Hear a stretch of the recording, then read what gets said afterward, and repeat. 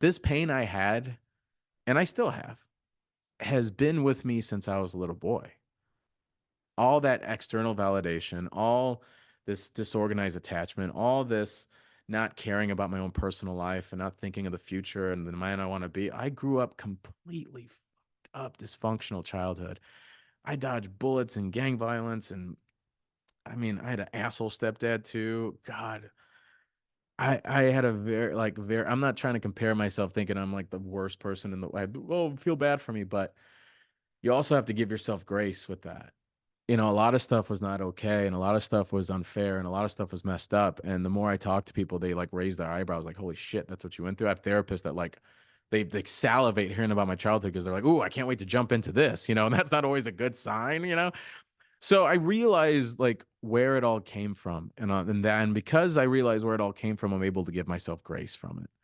And I don't know. It's like now I'm like embarrassed of myself, of who I was and where I was, and I understand the narrative and where it comes from, but it doesn't shake away that embarrassment so much. And I love that I'm embarrassed though. I love that I'm embarrassed. I love It's like looking at a cringy Instagram post or a Facebook or a tweet you did like 12 years ago, and it's so cringy. You're like, oh God. But that's growth. I would feel really bad if I agreed with my past self. I was like, yeah, that makes sense. That rationalizes. I love that I'm embarrassed. What's up, y'all? I know you guys are enjoying the show, but real quick, I just want to talk about the Patreon. Patreon, you get early access to episodes, bonus content, and you could even ask a question that gets on the show. It's patreon.com/selfhype. Now, let's get back to it. I love that I'm embarrassed. And it's a hard word to kind of say that you're proud of or you're happy with, but I am. I want to be embarrassed. I want to look at that past version and feel bad for him. I want to have that past version and help him. I want to coach him. I want to say it's going to be okay, bro. Like you don't have like please just stop. Like you're enough. You're awesome without any of this. Like you got to love you, man. Like you don't have to keep trying to struggle to win people approval anymore. You're good. Just sit in that silence and sit with it and learn from it. Um so I love that I'm embarrassed of my past self, and I think now I'm still having aha moments. Like even this year was huge for me. And I'm finally looking at my life. I'm finally saying, do I want to be a husband? Do I want kids? Do I like what type of husband do I want to be? How do I want to provide? What kind of legacy I want to leave? How do I want to like lead my partner? Like I never asked myself these questions when I was in my 20s. I never did. And I kind of love that I'm here now. It's scary, it's vulnerable. I feel like what scares me is the failure.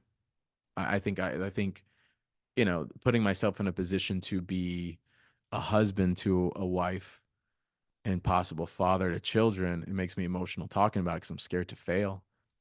So I think I'm in a position that maybe I was too scared to face that because of where I came from, but now I think I can, and I could deal with the brunt of emotions and the roller coaster ride that it's going to take me because I want to see how this works out and where I'm at in it.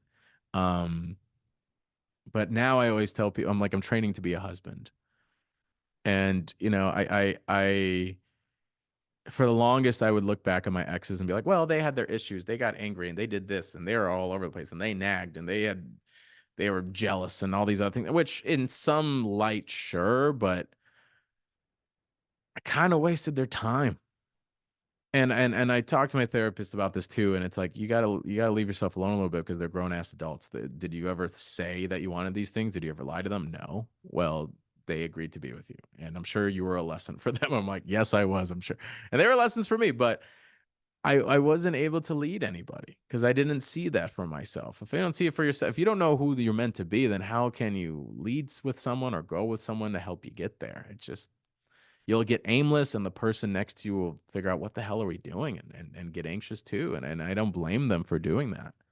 And if anything, the people you date are self-reflections of you. They're reflections of you. So I think about the issues that I had in past relationships. I think about the issues that I struggled with my partners. And it's because I mean I was that as well. And that's a hard pill to swallow too. Like you are that. And so I love being alone now. And I love being by myself, and that solitude can creep up on you a little bit, but I love it because I think I'm going back to basics of who I always was. I'm that nerdy kid. The Self-Hype Podcast.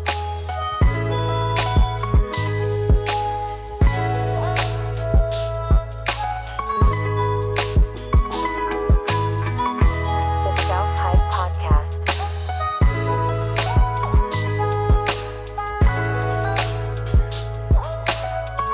The Self-Hype Podcast.